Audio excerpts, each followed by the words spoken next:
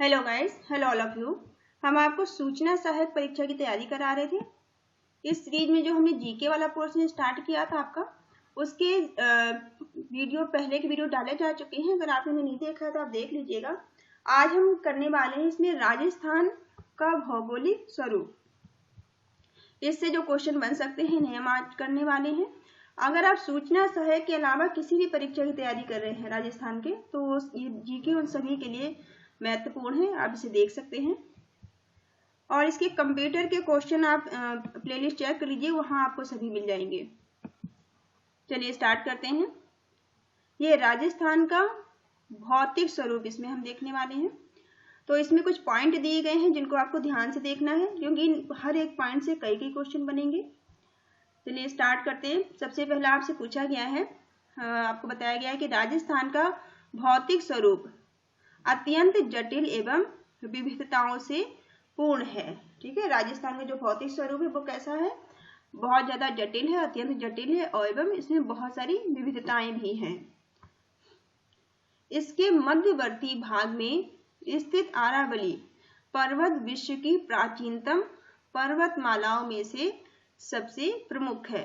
याद रखेंगे, ये इंपॉर्टेंट क्वेश्चन है कि इसके मध्य भाग में, ठीक है, इसके मध्यवर्ती भाग में स्थित क्या है? अरावली पर्वतमाला। अरावली पर्वतमाला जो कि विश्व की प्राचीनतम पर्वतमालाओं में से सबसे प्रमुख है। राजस्थान का पश्चिमी भाग मरुस्थलीय, राजस्थान का जो पश्चिमी भाग है वो क्या कहलाता है? मरुस्थलीय कहलाता है। एवं दक्षिणी पूर्वी भाग पठारी कहलाता है। जो दक्षिणी पूर्वी पठार है वो क्या कहलाता है? वो पठारी कहलाता है। दक्षिणी पूर्वी, याद रखेंगे आप, दक्षिणी पूर्वी पठारी कहलाता है। और जो पश्चिमी भाग है वो उसे क्या कहते हैं? मरुस्थल कहा जाता है। ठीक है। भू संरचना के आधार पर राजस्थान को 4 प्रमुख भागों में विभाजित किया गया है। अब भू संरचना आपसे पूछी जा सकती है कि भू संरचना के आधार पर कितने भागों में बांटा गया है? राजस्थान को कितने भागों में बांटा गया है? 4 भागों में। ये 4 भाग कौन से हैं? थार मरुस्थल, अरावली पर्वत, ठीक है, पूर्वी मैदान और दक्षिणी पूर्वी पठार। ये चारों के नाम आप याद रखेंगे। थार मरुस्थल, अरावली पर्वत, पूर्वी मैदान, दक्षिणी पूर्वी पठार। ठीक है। चलिए थार मरुस्थल, थार मरुस्थल को देख लीजिए डिटेल में। भारत की पश्चिमी सीमा से लेकर मध्य राजस्थान में अरावली तक राजस्थान के पश्चिमी भाग में थार का मरुस्थल स्थित है। कहां से कहां तक है ये? भारत की पश्चिमी सीमा से लेकर, ठीक है, ये आप याद रखिएगा ना, पश्चिमी सीमा से लेकर मध्य राजस्थान में अरावली तक राजस्थान के पश्चिमी भाग में थार का मरुस्थल स्थित है। ठीक है, थार का मरुस्थल है यहाँ पे। यह राज्य के 12 जिलों में लगभग 61% भाग पर विस्तृत है। राज्य के 12 जिलों में है और कितने प्रतिशत भाग में है?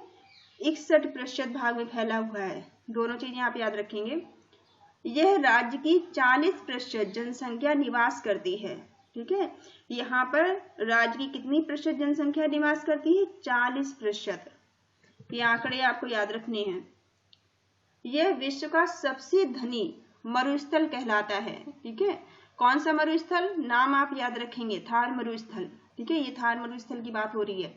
तो ये विश्व का सबसे धनी मरुस्थल कहलाता है, थार मरुस्थल, क्योंकि विश्व के अन्य मरुस्थलों की तुलना में यह अधिक जन घनत्व, ठीक है, और पशु घनत्व, वर्षा, खनिज विविधता, वनस्पति, सर्वाधिक जैव विविधता आदि रखता है। ठीक है, इसकी विशेषताएं क्यों है? क्यों ये खास है? क्योंकि इसमें सबसे ज्यादा जन घनत्व भी है, पशु घनत्व भी है, वर्षा भी यहाँ सबसे ज्यादा होती है, खनिज, जो खनिज विविधताएं भी यहाँ मिलती हैं, वनस्पति भी यहाँ पे मिलती है और सर्वाधिक जैविक विविधताएं भी यहाँ पर मौजूद हैं। इसलिए थार मरुस्थल विशेष है। नेक्स्ट पॉइंट है यहाँ पे जैसलमेर, बाड़मेर व बीकानेर में स्थित रेतीले मरुस्थलीय भाग को भारतीय महामरुस्थल कहा जाता है, ग्रेट इंडियन डेजर्ट।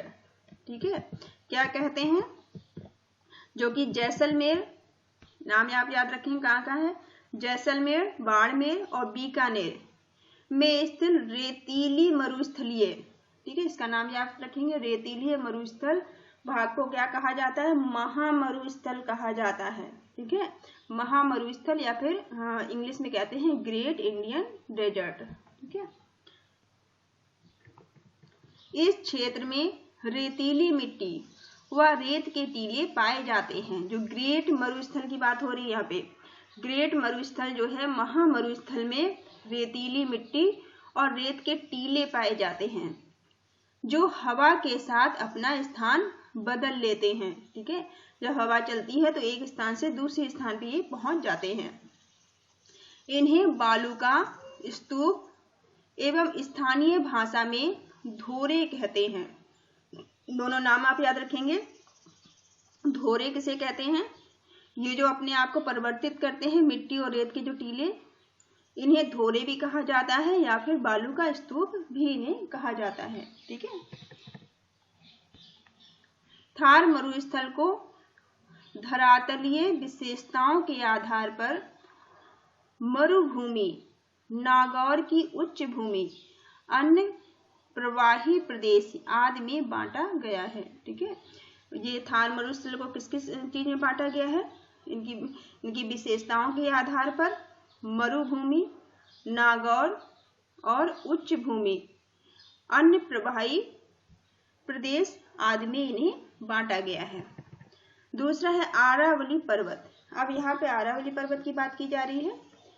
यह राजस्थान के मध्य भाग में दक्षिण पश्चिम से उत्तर पूर्व दिशा में विस्तृत है।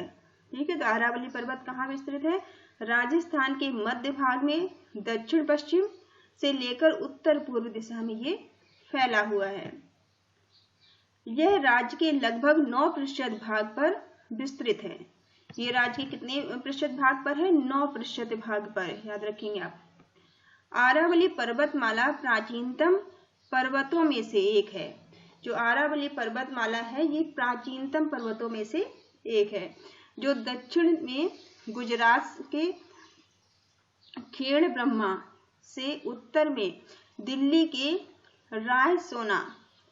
रायसीना तक 692 किलोमीटर तक ये फैली हुई। ये दोनों नाम आप याद रखेंगे कि गुजरात के खेड़ ब्रह्मा, ठीक है, से लेकर दिल्ली में जो है उत्तर में दिल्ली की रायसीना तक ये फैली हुई है। और इसकी कितने किलोमीटर ये फैली हुई है, 692 किलोमीटर में फैली हुई है। ठीक है, आरावली पर्वतमाला राजस्थान को 2 भागों में विभाजित करती है, पूर्वी राजस्थान व पश्चिमी राजस्थान। आपसे पूछा जा सकता है कि आरावली पर्वतमाला जो है राजस्थान को कितने भागों में बांटती है, तो 2 भागों में बांटती है। और कौन कौन से 2 भाग हैं ये, पूर्वी राजस्थान और पश्चिमी राजस्थान। आरावली पर्वतमाला राजस्थान का उच्चतम भूभाग है। ठीक है, आप याद रखेंगे कि जो आरावली पर्वतमाला है वो राजस्थान का सबसे उच्चतम भाग है। इसमें विभिन्न प्रकार के खनिज संसाधन एवं कई नदियों के उद्गम स्थान मौजूद हैं। इसमें बहुत सारे खनिज संसाधन भी हैं और यहाँ से कई सारी नदियां भी निकलती हैं। ठीक है, यह मरुस्थल के पूर्व की ओर प्रसार को रोकती हैं। यहाँ विभिन्न प्रकार की वनस्पति, वन्यजीव एवं जड़ी बूटियां पाई जाती हैं। इसमें क्या क्या पाया जाता है, यहाँ बहुत सारी वनस्पतियां हैं, वन्यजीव और जड़ी बूटियां भी यहाँ पर पाई जाती हैं। यह पर्वतमाला मानसून को रोककर पूर्वी एवं दक्षिणी राजस्थान में वर्षा कराती है, इसलिए इसे राजस्थान की जीवन रेखा भी कहा जाता है। ठीक है, जो आरावली पर्वत श्रृंखला है इसे राजस्थान की जीवन रेखा भी कहा जाता है। क्यों कहा जाता है, क्योंकि मानसून को यह पर्वतमाला जो है मानसून को रोककर पूर्वी और दक्षिणी राजस्थान में ये वर्षा कराने का काम भी करती है। गुरु शिखर आरावली पर्वतमाला की सबसे ऊंची चोटी जो गुरु शिखर आरावली पर्वतमाला की सबसे ऊंची चोटी है वह है 1722 मीटर है। ठीक है, 1722 मीटर ऊंची तथा सिरोही जिले में माउंट आबू में स्थित है। कहाँ पर है? सिरोही जिले में है, माउंट आबू में है और इसकी ऊंचाई कितनी है? 1722 है या 1722, आप कुछ भी कह सकते हैं। पूर्वी मैदान, थर्ड नंबर है पूर्वी मैदान। राजस्थान का पूर्वी मैदान भाग चंबल, बनास, वाणगंगा व उसकी सहायक नदियों द्वारा निर्मित है। पूर्वी मैदान आप याद रखेंगे, राजस्थान का जो पूर्वी मैदान है उसमें क्या क्या आती है नदियां? चंबल आती है, बनास नदी आती है, वाणगंगा आती है और उसकी कुछ सहायक नदियां भी हैं जिससे मिलकर बनी हुई है। उनकी सहायक नदियां द्वारा ये निर्मित है, जो विस्तृत रूप से गंगा के मैदानों का ही प्रवाह है। जो विस्तृत रूप से क्या है? ये गंगा के मैदानों का ही इसे प्रवाह कहा जाता है। यह राजस्थान के लगभग 23% भाग पर फैला हुआ है। कितने प्रतिशत भाग पर है? 23% भाग पर। तथा इसमें राजस्थान की लगभग 40% जनसंख्या निवास करती है। कितने प्रतिशत जनसंख्या निवास करती है? 40% जनसंख्या इसमें निवास करती है। चंबल नदी, चंबल नदी के आसपास कोटा से धौलपुर तक का क्षेत्र नीली अपरदन के कारण अत्यधिक उबड़ खाबड़ हो गया है। ठीक है, चंबल जो नदी है इसके आसपास का से जो कोटा से लेकर धौलपुर तक का क्षेत्र है वो कैसा क्षेत्र हो गया है? ये बहुत ज्यादा उबड़ खाबड़ हो गया है। क्यों हो गया है? नीली अपरदन के कारण। ठीक है, जिसे चंबल के बीहड़ या डाग या उत्खात भूमि बैडलैंड जिसे कहते हैं। ठीक है, अच्छी भूमि नहीं है मानते। यह राजस्थान का सर्वाधिक उपजाऊ एवं सर्वाधिक जनसंख्या वाला क्षेत्र है, लेकिन ये राजस्थान का सबसे ज्यादा उपजाऊ क्षेत्र भी है और ये यहाँ पे सबसे ज्यादा जनसंख्या भी निवास करती है। ठीक है, राजस्थान के दक्षिणी भाग में बांसवाड़ा व प्रतापगढ़ जिले में माही और सहायक नदियों द्वारा निर्मित कुछ भाग को माही का मैदान भी कहा जाता है। ठीक है, राजस्थान के दक्षिणी भाग में कौन कौन सा है? बांसवाड़ा है, प्रतापगढ़। ठीक है, बांसवाड़ा प्रतापगढ़ जिले आते हैं राजस्थान के दक्षिणी भाग में। इसमें माही और सहायक इसकी नदियों से ये निर्मित हैं। ठीक है, तो इसे माही का मैदान भी कहा जाता है। 56 गांवों के समूह एवं 56 नदी नालों से निर्मित होने के कारण इसे छप्पर का मैदान भी कहा जाता है। ठीक है, इसे 56 का मैदान भी कहते हैं। क्यों कहते हैं? क्योंकि ये 56 गांवों और 56 नदियों से निर्मित है, इसलिए इसे 56 का मैदान भी कहा जाता है। ठीक है, यहाँ पे पूर्वी मैदान की बात की जा रही है, आप ध्यान रखेंगे। अब दक्षिणी पूर्वी पठार, अब दक्षिणी पूर्वी पठार क्या है इसको विस्तार से देख लीजिए। इस भाग में प्राचीन काल में हाड़ा वंशी शासकों के होने की वजह से इसे हड़ौती का पठार भी कहते हैं। जो दक्षिणी पूर्वी पठार है इसे हड़ौती का पठार भी कहा जाता है। क्यों कहा जाता है? क्योंकि प्राचीन काल में यहाँ पर हाड़ा वंशी रहा करते थे, हाड़ा वंशी शासकों के कारण इसका नाम हड़ौती पठार भी पड़ा है। किसका? दक्षिणी पूर्वी पठार का। यह राज्य के लगभग 7% भाग पर विस्तृत है। कितना प्रतिशत है इसका? दक्षिणी पूर्वी पठार का 7% पर ही फैला हुआ है। इस क्षेत्र में अधिकांश मृदा लावा निर्मित मध्यम काली है। यहाँ की जो मट्टी है वो किस तरह की है? लावा निर्मित है। ठीक है, और ये मध्यम काली है, पूरी काली नहीं है, कुछ काला हिस्सा है इसका, मध्यम काली है, जो बहुत उपजाऊ है और ये मट्टी बहुत ज्यादा उपजाऊ है। कहाँ की? दक्षिण पूर्वी पठार की बात की जा रही है। राज्य के अन्य प्रमुख पठार, अब राजस्थान के कुछ दूसरे पठार हैं, इन्हें देख लीजिए। सिरोही, ठीक है, सिरोही कहाँ है? आबू एवं उड़िया का पठार, आबू और उड़िया का पठार जो है वो सिरोही में है। राजसमंद एवं उदयपुर भोराट का पठार, जो भोराट का पठार है वो कहाँ पे? राजसमंद और उदयपुर में। चित्तौड़गढ़, चित्तौड़गढ़ में क्या है? मेसा व ऊपरमाला का पठार। क्या मेसा या फिर मेसा और ऊपरमाला का जो पठार है वो चित्तौड़गढ़ में है। उदयपुर एवं प्रतापगढ़, उदयपुर और प्रतापगढ़ में लसाड़िया का पठार है। ठीक है, उदयपुर और प्रतापगढ़ में किसका पठार है? लसाड़िया का पठार है। अब राजस्थान में जलवायु, राजस्थान की जलवायु पर मानसून का स्पष्ट प्रभाव है। जो राजस्थान की जलवायु है उस पर मानसून का सीधा प्रभाव देखा जा सकता है। राजस्थान के अक्षांशीय स्थित और भारतीय उपमहाद्वीपीय में उत्तर पश्चिमी स्थित, जो राजस्थान के अक्षांशीय स्थित है इसके उपमहाद्वीप में उत्तर पश्चिमी स्थिति, समुद्र से दूरी, अरावली पर्वत की स्थिति और प्रदेश के विस्तार के कारण राजस्थान देश का एकमात्र ऐसा प्रदेश है जिसमें 5 प्रकार की जलवायु परिस्थितियां उपलब्ध हैं।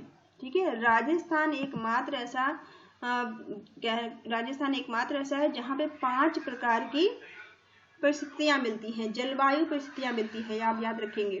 ठीक है, राजस्थान देश का एकमात्र प्रदेश है जहाँ पे 5 प्रकार की क्या मिलती हैं? जलवायु परिस्थितियां मिलती हैं। नेक्स्ट पॉइंट है, राजस्थान के पश्चिम में लगभग 61% भाग में शुष्क एवं अर्ध शुष्क मरुस्थलीय जलवायु है।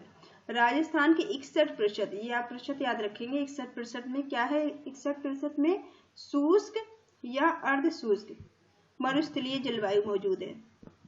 अरावली के पूर्व में जयपुर एवं उत्तर पूर्वी जिलों में उप आर्द्र जलवायु है। ठीक है, अरावली के पूर्व में क्या क्या है? जयपुर है, जयपुर और उत्तर पूर्वी जिले जो हैं वहां पे अर्ध जलवायु मौजूद है।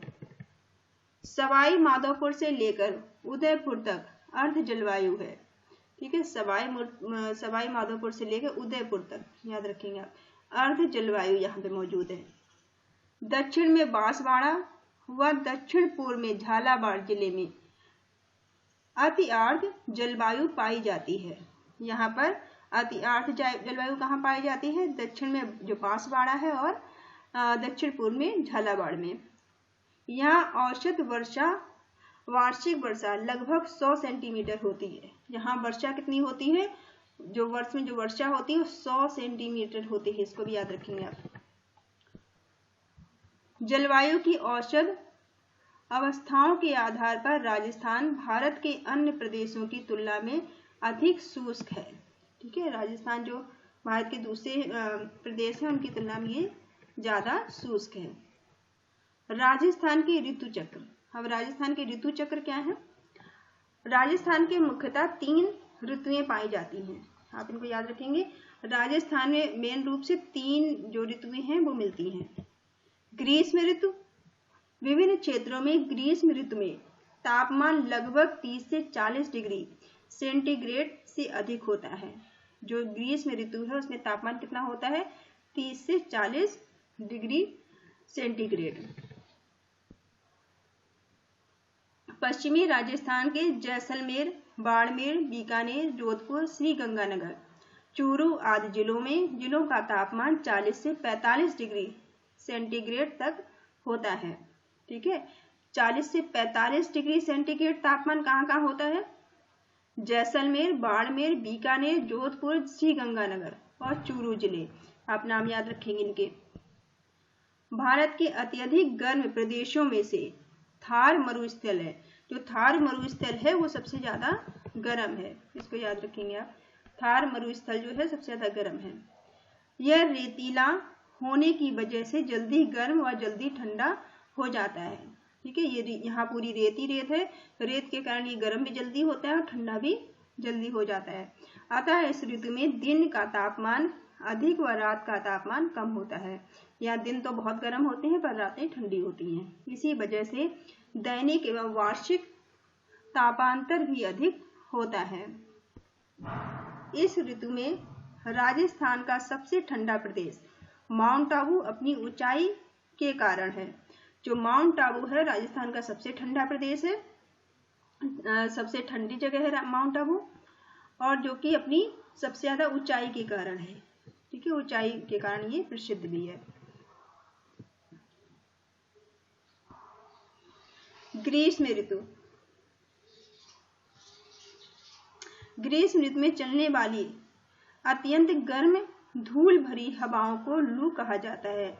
जो ग्रीष्म ऋतु में बहुत तेज हवाएं चलती हैं धूल वाली, उन्हें क्या कहते हैं? लू कहते हैं। इसकी गति कभी कभी 100 किलोमीटर प्रति घंटा हो जाती है। इसे आप याद रखेंगे, इसकी गति कितनी हो जाती है? कभी कभी 100 किलोमीटर प्रति घंटा हो जाती है। ठीक है, अब नेक्स्ट है सेकंड, वर्षा ऋतु। ठीक है, राज्य की 90 से 95% वर्षा जुलाई से सितंबर के बीच होती है। जो हमारे यहाँ जो वर्षा है राजस्थान में, वो जो वर्षा है 90 से 95% वर्षा कब होती है? जुलाई से लेकर सितंबर के बीच। अरब सागर एवं बंगाल की खाड़ी दोनों शाखाओं के मानसून से राजस्थान में वर्षा होती है। राजस्थान से वर्षा कहाँ से होती है? अरब सागर और बंगाल की खाड़ी दोनों की शाखाओं के मानसून से यहाँ पर वर्षा होती है। राजस्थान में अधिकांश वर्षा बंगाल की खाड़ी के मानसून से होती है। सबसे ज्यादा वर्षा यहाँ होती है बंगाल की खाड़ी के मानसून से, जो पूर्वी राजस्थान में होती है। कहाँ होती है? पूर्वी राजस्थान में। अरब सागर के मानसून से अधिक वर्षा दक्षिणी राजस्थान में होती है। अब अरब सागर से पूछा जाए आपसे, तो ये अरब सागर के मानसून से अधिक वर्षा कहाँ होती है? दक्षिणी राजस्थान में होती है। ठीक है, जबकि बंगाल की खाड़ी से वर्षा कहाँ होती है? पूर्वी राजस्थान में होती है। दोनों को याद रखेंगे, 2 क्वेश्चन बनेंगे यहाँ से। सर्वाधिक वर्षा वाला जिला झालावाड़ है। जो झालावाड़ है यहाँ सबसे ज्यादा वर्षा होती है। ठीक है, सबसे आर्द्र जिला झालावाड़ है। सबसे आर्द्र जिला भी झालावाड़ है। सबसे कम वर्षा वाला जिला जैसलमेर है।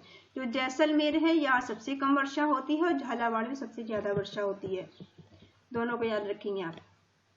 सबसे अधिक वर्षा प्राप्त करने वाला स्थान माउंट आबू है। अब सबसे अधिक वर्षा और सबसे कम वर्षा हमने देखी, सबसे ज्यादा झालावाड़ में होती है, सबसे कम जैसलमेर में होती है। लेकिन सबसे ज्यादा वर्षा प्राप्त करने वाला जिला, सबसे ज्यादा वर्षा प्राप्त कहाँ पे होती है? ये माउंट आबू में होती है। ठीक है, राजस्थान के दक्षिणी पूर्वी भाग में उत्तरी पश्चिमी भाग की ओर वर्षा लगभग कम होती है। ठीक है, राजस्थान के दक्षिण पूर्वी भाग है से उत्तर पश्चिमी भाग में वर्षा का जो स्तर है वो कम हो जाता है। अरावली के पूर्व में 50 सेंटीमीटर से अधिक वर्षा और पश्चिम में 50 सेंटीमीटर से कम वर्षा होती है। ठीक है, अरावली जो है इनके पूर्वी में तो 50 सेंटीमीटर से अधिक होती है, जबकि पश्चिम में 50 सेंटीमीटर से कम वर्षा होती है। शीत ऋतु, तीसरी है शीत ऋतु। शीत ऋतु में तापमान धीरे धीरे कम होता है। पश्चिमी राजस्थान में रेत के अत्यधिक ठंडे हो जाने से तापमान 0 डिग्री सेंटीग्रेड से भी कम हो जाता है। जो पश्चिमी राजस्थान है यहाँ रेत बहुत ज्यादा ठंडी हो जाती है। रेत के ठंडी होने के कारण यहाँ का जो तापमान है वो 0 डिग्री सेंटीग्रेड से भी कभी कभी कम हो जाता है, उससे भी नीचे चला जाता है। माउंट आबू सर्वाधिक ऊंचाई पर होने की वजह से अत्यधिक ठंडा रहता है। ठीक है, माउंट आबू जो है सबसे ज्यादा ऊंचाई पे है, इसलिए ये ठंडा रहता है। शीत ऋतु में उत्तर भारत से आने वाली शीत लहरों से ठंड बढ़ जाती है। ठीक है, शीत ऋतु में जो उत्तर भारत से ठंडी लहरें आती हैं, शीत लहरें आती हैं, इसके कारण यहाँ पर ठंडा हो जाता है। शीत ऋतु में होने वाली वर्षा मावठ या पश्चिमी विक्षोभ कहलाती है। नाम आप याद रखेंगे, मावठ या फिर पश्चिमी विक्षोभ कहलाती है। जो शीत ऋतु में जो वर्षा होती है उसे कहते हैं। एक चक्रवात भूमध्य सागर से आकर राजस्थान सहित उत्तरी पश्चिमी भारत में वर्षा करता है। कहाँ से आकर ये वर्षा करता है? ये चक्रवात भूमध्य सागर से आता है। इस वर्षा से गेहूं की फसल को लाभ होता है। ठीक है, ये जो वर्षा है वो गेहूं की फसल के लिए लाभदायक है। अकाल और मरुस्थलीय कारण। जो अकाल और मरुस्थलीय कारण है वो क्या क्या है? वर्षा के अनियमित होने की वजह से राजस्थान के पश्चिमी भाग में बार बार अकाल या सूखा पड़ जाती है। ठीक है, अकाल या सूखा क्यों पड़ जाती है राजस्थान के? क्योंकि पश्चिमी भाग में वर्षा के अनियमित होने के कारण जो राजस्थान का पश्चिमी भाग है उसमें अकाल पड़ जाता है। इस वजह से पशु पक्षियों के लिए चारा, पानी तथा मनुष्यों के लिए अनाज व पेयजल की कमी हो जाती है, जिसे अकाल कहा जाता है। भौतिक एवं मानसिक कार्यों द्वारा जब उपजाऊ भूमि बंजर या रेतीली मिट्टी में परिवर्तित हो जाती है तो इस क्रिया को मरुस्थलीय कारण कहा जाता है। मरुस्थलीय कारण किसे कहा जाता है? ये इंपॉर्टेंट याद रखिए। जब उपजाऊ भूमि जो है वो बंजर हो जाती है, ठीक है, भौतिक या मानवीय कार्यों की वजह से, भौतिक या फिर मानकीन कार्यों की वजह से, भौतिक या फिर मानवीय कार्यों की वजह से जो उपजाऊ भूमि है बंजर हो जाती है, रेतीली मिट्टी में परिवर्तित हो जाती है, तो भी वो मरुस्थलीय कारण बनता है। बंजर का मतलब होता है अनुपजाऊ, जिसमें कुछ पैदावार ना हो। ठीक है। बीहड़, बीहड़ का मतलब क्या होता है? उत्खात या फिर भूमि, उत्खात भूमि जिसे कहते हैं। बीहड़ का मतलब नदी जल के कटाव से बनी उबड़ खाबड़ भूमि, जो नदी या फिर जल के कटाव से बनती उबड़ खाबड़ भूमि, उन्हें ही बीहड़ कहा जाता है। समवर्षा रेखा, मानचित्र पर समान वर्षा वाले स्थानों को जोड़ने वाली काल्पनिक रेखा है। ठीक है, ये काल्पनिक रेखा है जो मानचित्र पर समान वर्षा वाले स्थानों को जोड़ती है, उसे कहते हैं समवर्षा रेखा। मानसूनी हवाएं, मानसूनी हवाएं क्या होती हैं? ऋतु के अनुसार अपनी दिशा बदलने वाली हवाएं, जो ऋतु के अनुसार अपनी दिशा बदलने, उन्हें मानसूनी हवाएं कहा जाता है। अपर्दन, जल या वायु द्वारा मैदान का कटाव होना। अपर्दन क्या कहलाता है? जल के द्वारा या फिर वायु के कारण जो कि जो मृदा होती है, मिट्टी होती है, उसका कटाव हो जाता है, उसे ही अपर्दन कहा जाता है, अपर्दन कहते हैं। अब यहाँ पे इसके कुछ क्वेश्चन दिए गए हैं। क्वेश्चन इतने ही नहीं, इनसे बहुत सारे क्वेश्चन बनेंगे, लेकिन कुछ यहाँ दिए गए इंपॉर्टेंट, जिन्हें आप देख लीजिए। निम्नलिखित में से कौन सी भौतिक प्रदेश राजस्थान में स्थित नहीं है? ठीक है, कौन सा भौतिक प्रदेश है जो राजस्थान में नहीं है? तो कौन सा नहीं है? हिमालय पर्वत, हिमालय पर्वत राजस्थान में नहीं है। अरावली पर्वत राजस्थान में हमने देखा था, थार मरुस्थल भी राजस्थान में है, पूर्वी मैदान भी राजस्थान में है। ठीक है, लेकिन हिमालय जो पर्वत है ये राजस्थान में नहीं है। सेकेंड क्वेश्चन है, अरावली पर्वतमाला की सबसे ऊंची चोटी कौन सी है? अब अरावली पर्वतमाला की सबसे ऊंची चोटी को गुरु शिखर कहा जाता है। क्वेश्चन नंबर थर्ड, रेत के टीले जो हवा के साथ अपना स्थान बदल लेते हैं वो कहलाते हैं। ऐसे रेत के टीले जो कि हवा के साथ अपना स्थान भी बदलते हैं उन्हें धोरे कहा जाता है।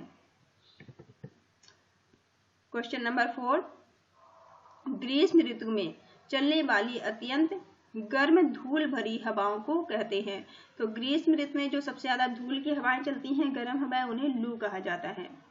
Question number five, Guru Shikhar की ऊंचाई है। तो गुरु शिखर की ऊंचाई क्या है? हमने देखा था, गुरु शिखर की ऊंचाई 1722 मीटर है।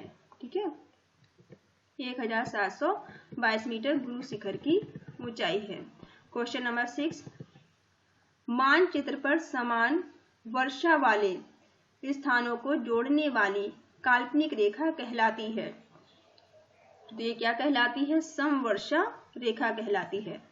समवर्षा रेखा पे आप टिक करेंगे। क्वेश्चन नंबर सेवन, सर्वाधिक वर्षा वाला जिला कौन सा है? तो सबसे ज्यादा वर्षा हमने देखी थी झालावाड़ में होती है।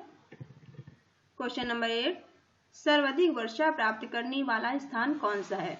तो सबसे ज्यादा वर्षा तो राजस्थान झालावाड़ में होती है, लेकिन सबसे ज्यादा वर्षा प्राप्त कौन करता है? तो प्राप्त कौन करता है? माउंट आबू। ठीक है, दो क्वेश्चन से बनते हैं, कंफ्यूज मत होना। ठीक है, तो सबसे ज्यादा वर्षा प्राप्त कौन करता है? माउंट आबू, लेकिन सबसे ज्यादा वर्षा होती कहाँ है? तो झालावाड़ में। ठीक है, क्वेश्चन नंबर नाइन, 56 का मैदान कहा जाता है। 56 का मैदान किसे कहते हैं? बांसवाड़ा व प्रतापगढ़ को।